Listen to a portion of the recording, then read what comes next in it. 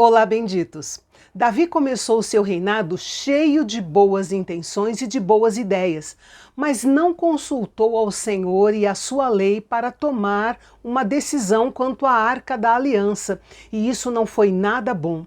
E nós sabemos que de nada adianta um grupo de homens piedosos, cheios de boas intenções, se não estiverem em sintonia com o Senhor. Então, pegue sua Bíblia e vamos conferir o episódio de hoje.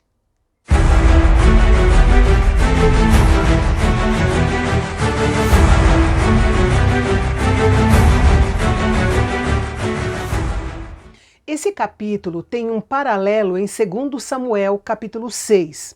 Você pode clicar no link que está aparecendo na sua tela para poder ver mais detalhes. Lembrando que o cronista está recordando esses fatos importantes para o povo que voltou para Jerusalém depois dos 70 anos de cativeiro na Babilônia. Davi queria levar a Arca da Aliança de volta para Jerusalém. Ela havia sido totalmente negligenciada durante o reinado de Saul e deixada em Quiriate-Jearim, na casa de Abinadab. A arca representava a presença imediata e a glória de Deus em Israel.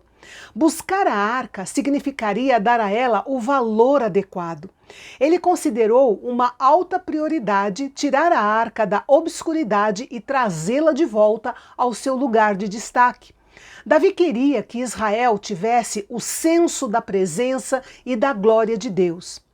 Todos concordaram com a ideia de Davi, e então puseram a Arca da Aliança em uma carroça nova e a tiraram da casa de Abinadab para levá-la para Jerusalém. Uzá e Aiô, filhos de Abinadab, eram os condutores da carroça nova.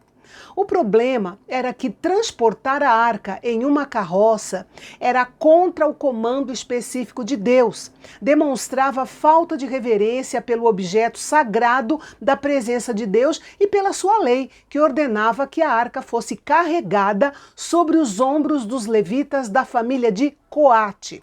O longo período em que a arca foi negligenciada fez com que esses homens esquecessem dos comandos muito explícitos sobre o meio de transportá-la. Ou pode ter sido descuido mesmo. Em 1 Samuel 6, nós vimos que os filisteus transportaram a arca em uma carroça, mas eles já tinham tido seu castigo por terem se apossado dela indevidamente. Além do mais, eles eram pagãos e não conheciam nada na lei de Moisés. Deus esperava mais do seu povo.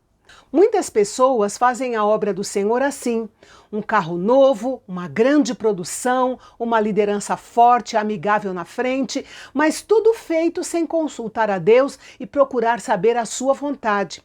Com certeza, Davi orou pela bênção de Deus sobre esta grande produção, mas não perguntou a Deus sobre a produção em si.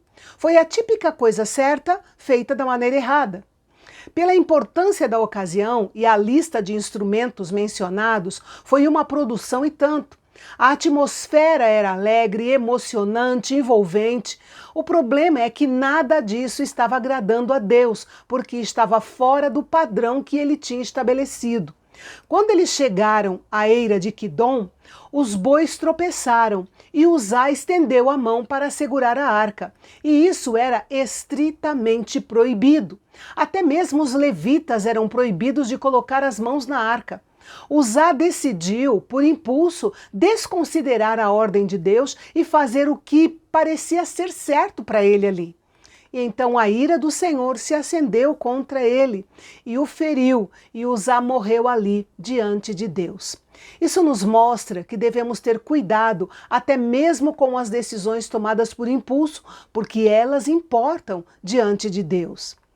O versículo 11 mostra que o local da morte de Uzá ganhou uma reputação tão negativa que se prolongou até os dias em que o cronista escreveu esse episódio.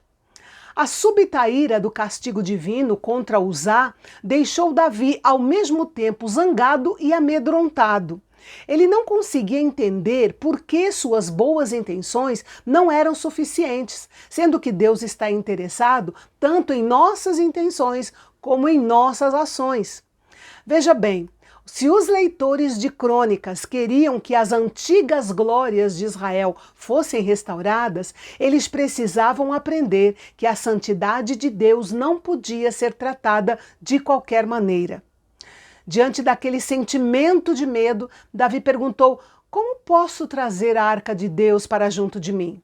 Ele sabia que era importante trazer a arca de Deus para o centro da vida de Israel em Jerusalém, que era a capital do reino. Ele queria que todo Israel ficasse entusiasmado com a presença e com a glória de Deus.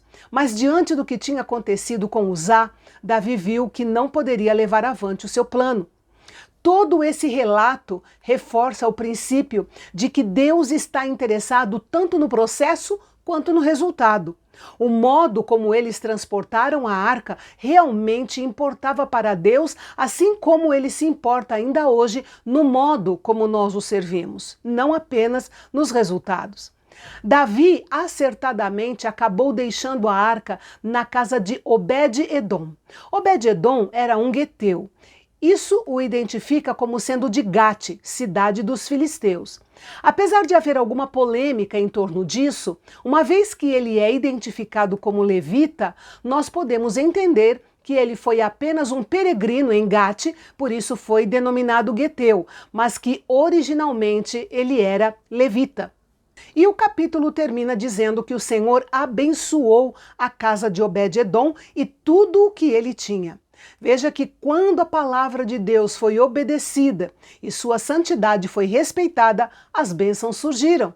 Deus queria que a arca fosse uma bênção para Israel e não uma maldição. Podemos dizer que a maldição não veio do coração de Deus, mas da desobediência do homem. E no próximo capítulo, nós vamos ver que, quando os filisteus souberam que Davi tinha sido ungido rei sobre todo Israel, eles se uniram e vieram ao seu encontro para prendê-lo. Acredita? Pois é sobre isso que nós vamos falar amanhã, aqui no canal Bendito, o nosso canal de Fala Fácil. Até lá!